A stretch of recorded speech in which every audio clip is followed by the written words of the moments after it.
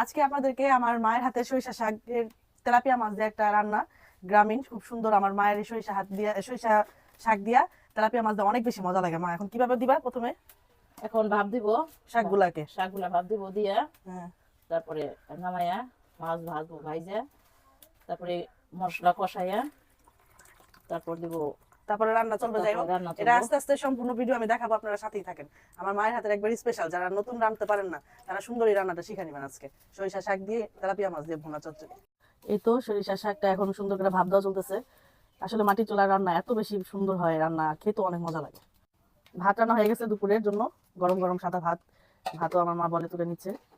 এদিকে শাক ও খুব সুন্দর করে সিদ্ধ করা হয়ে যাচ্ছে। এই তো গরম গরম ভাত, সাদা ভাত। আমি বেশি বেশি ভাত খেতে পছন্দ করি নি গা। আমার মা দেখেন বল ভইরা ভইরা ভাত রান্না করে, এত পরিমাণে ভাত রান্না করে, আর আল্লাহর রহমতে আমিও বসলে বল ক্লিয়ার হয়ে যায়।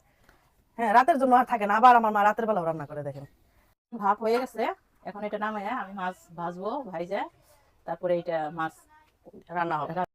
এই যে আম্মু এখন তেলাপিয়া মাছের ভিতরে হলুদের গুঁড়া, মরিচের গুঁড়া, লবণ সবকিছু দিয়ে সুন্দর মতো করে মাখিয়ে নিচ্ছে ভাজার জন্য। ভাজা হয়ে গেলে তারপরে রান্না শুরু হয়ে যাবে। তেলাপিয়া মাছগুলো হচ্ছে আমাদের এই গ্রামের পুকুরের মাছ, খুবই মজা। শাকগুলো সিদ্ধ করা হয়ে গেছে, আম্মু এখন এগুলোকে বলের ভিতরে তুলে নিচ্ছে। এটা হালকা ভাব দিয়ে নিলে খেতে বেশি মজা হয়। তো যাই হোক, আজকে আম্মুর রেসিপি আম্মুর মতো করে করছে।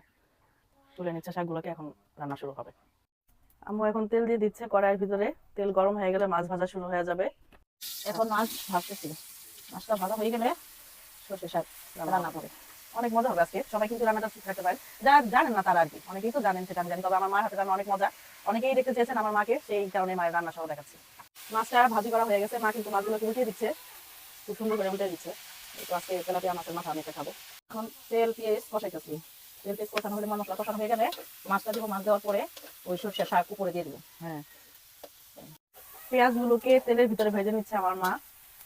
তো ভাজা হয়ে গেলে কিন্তু মাছের মেইন রেসিপিটা শুরু হয়ে যাবে।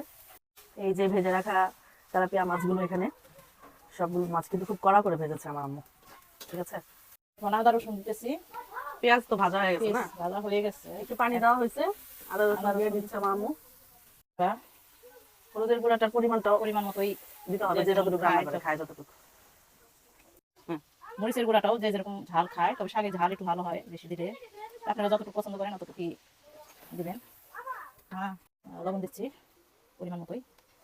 এখন এটা কষানো শেষ হয়ে গেলে মাছ জল দিয়ে মাছটা দিব, মাছ দেওয়ার পরে ওই শাকটা উপর দিব।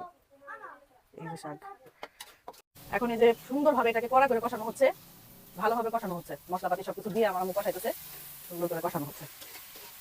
এখন আম্মু পানি দিয়ে দিচ্ছে,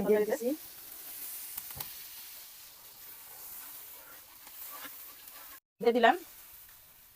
তারপর দিব শাক। ঝোলের ভিতরে মাছটা দেওয়া, এগুলো বলো গাছটা মানে শাক দিবা না? এখনই দিয়ে দিব। এখনই শাক দিয়ে দিবা? হ্যাঁ, এখনই শাকটা দিয়ে দিবে, সরিষা শাক সিদ্ধ করে রাখা। যেভাবে মাছের উপরে শাকটা উপরে দিয়ে দিব।